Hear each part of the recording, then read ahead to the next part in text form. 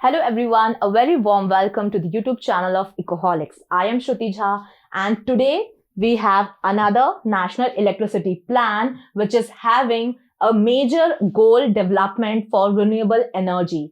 India unveils national electricity plan for 500 gigawatt renewable goal.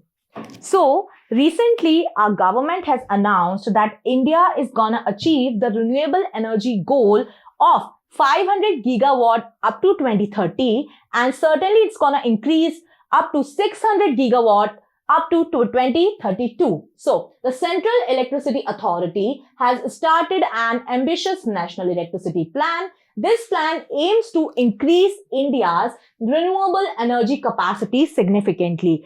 तो आपको पता है that we are in the era of environmental conservation and किसी भी country को environmental conservation को ध्यान में दिए बिना अब आगे बढ़ना बहुत ही ज्यादा मुश्किल है। तो हमारे कंट्री के लिए भी अब इस टॉपिक पे ध्यान देना कि हम किस तरीके से अपनी न्यूक्लियर कैपेसिटी को बढ़ा सकते हैं, अपना जो एनर्जी का इकोसिस्टम है उस लैंडस्केप को और ज्यादा ब्रॉडन कर सकते हैं in the context of renewable energy. It is very important and this national electricity plan certainly will guide all of us in that way. Okay. Power Minister Manohar Lal emphasized the transformative nature of this initiative, stating this is not just about the increasing capacity, it is about reimagining our energy landscape.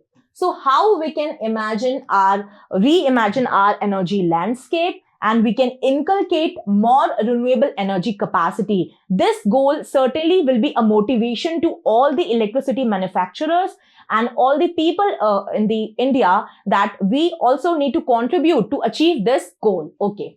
Goals of the plan. So increase first, we have three goals in this. So first is increasing renewable energy. ये मैंने आपको बताया 500 gigawatt जो है वो हमको 2030 तक achieve करनी है. तो ये आपको पता होना चाहिए because this is very important and this comes in exam at a lot of times कि जो एनर्जी टारगेट है वो गवर्नमेंट ने क्या देके रखा है रिन्यूएबल एनर्जी के लिए. तो 500 गीगावाट जो है वो 2030 तक आपको अचीव करना है और 600 गीगावाट जो है आपको 2032 तक अचीव करना है. Okay. And next is energy storage systems. So अब इलेक्ट्रिसिटी तो आपने प्रोड्यूस कर दी बट आपको उसको स्टोर भी तो करना होगा ना. ऐसा तो है नहीं कि इलेक्ट्रिसिटी आपने आज प्रोड्यूस करी और कल उसको यूज कर लिया. It is not possible. तो एनर्जी स्टोरेज सिस्टम भी जो है वो 47 गीगावाट की जो है वो हम बैटरी एनर्जी स्टोरेज सिस्टम्स को बनाने वाले हैं. This also comes under the national electricity plan, creating storage system that can keep excess energy okay up to 47 gigawatt. Next is 31 gigawatt of pumped storage plants. So pump storage plants क्या होते हैं? These plants produce the electricity using the gravity certainly from the lower reservoir to the higher reservoir. Okay, तो वो होते हैं हमारे pumped storage plants और उनके लिए भी जो है वो इस प्लान में जो है वो एक गोल नोटिफाइड है up to 31 gigawatt. Okay, next is power transmission and renewable energy integration.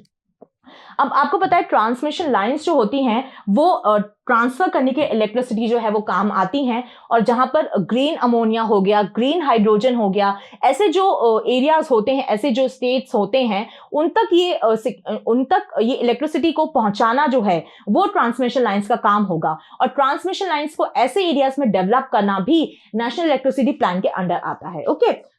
Mundra, Kandla and टूटिकोरिन, इसमें जो है वो ग्रीन हाइड्रोजन और ग्रीन अमोनिया का प्रोडक्शन होता है. Okay. Infrastructure development.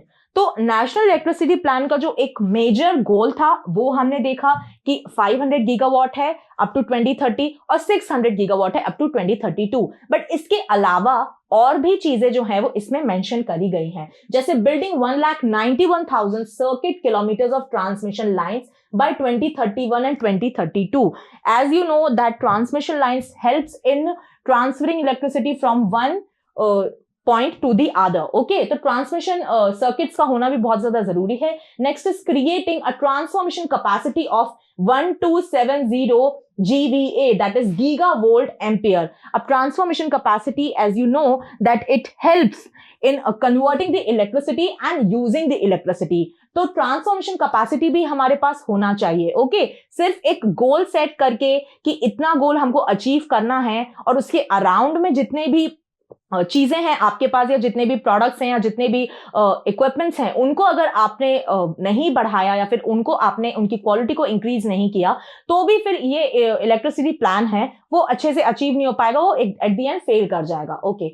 Planning for 33 gigawatt of HVDC, which is high voltage direct current bipole links. These links help carry large amounts of electricity over longer distances. तो अगर आपको ज्यादा distance travel करना है और आपको जो है वो इलेक्ट्रिसिटी पहुंचानी है, तो आपको HVDC का यूज करना होगा. ओके.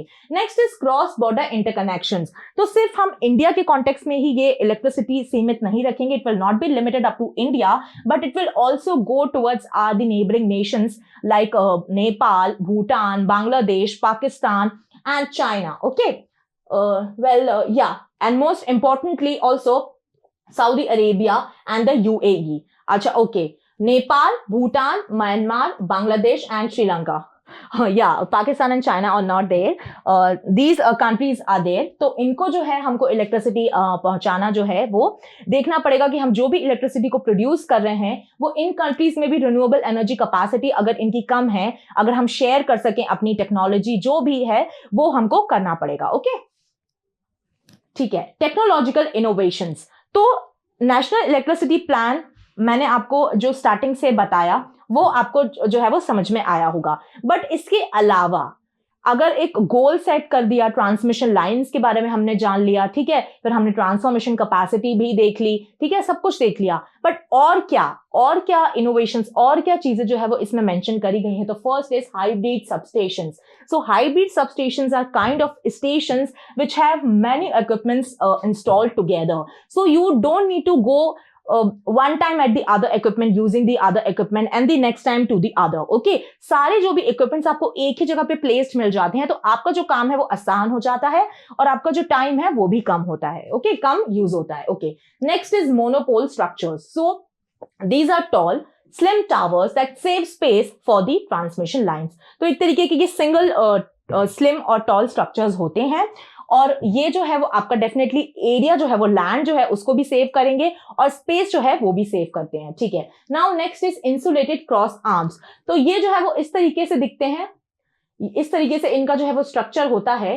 तो ये जो है वो आपका साइज भी रिड्यूस कर देते हैं टावर्स का, और लैंड जो ये ऑक्यूपाई करते हैं वो भी जो है वो यूज वो भी जो है वो कम कर देते हैं. Okay. Now dynamic line rating. सो डायनामिक लाइन रेटिंग का मतलब होता है कि इलेक्ट्रिसिटी आप एक साइड से दूसरे साइड तक आप पहुंचा रहे हो, कितने बार आप उसको जो है वो बार बार पहुंचा सकते हो. ठीक है, without affecting the actual quality of that thing. Okay. This allows more electricity to flow through existing lines without the need for new ones. Okay. तो नए इंस्टॉल करने की बजाय पुराने को ही आप कितने बार यूज कर सकते हो for the transfer of electricity, तो वो जो है वो डायनामिक लाइन रेटिंग के अंदर आता है. Okay. Now high performance conductors, definitely these improve how electricity flows, making the system more efficient. तो हाई परफॉर्मेंस कंडक्टर्स का तो जो है वो आजकल जमाना है. विदाउट हाई परफॉर्मेंस कंडक्टर्स जो है वो बड़ी बड़ी इंडस्ट्रीज आजकल जो है वो काम नहीं करती हैं. तो high performance conductors also fall under the national electricity plan. Okay, so this was it for today's session, guys. This plan was recently in news, and answer writing में भी जो है वो ये बहुत ज़्यादा helpful हो सकता है अगर आप इसको mention कर सकते हो. ये environmental conservation के अंदर भी topic जो है वो बहुत ज़्यादा important है. Okay, so stay tuned for further more videos on the channel of Ecoholics. Till then, पढ़ते रहिए, खुश रहिए. जय हिंद, जय भारत.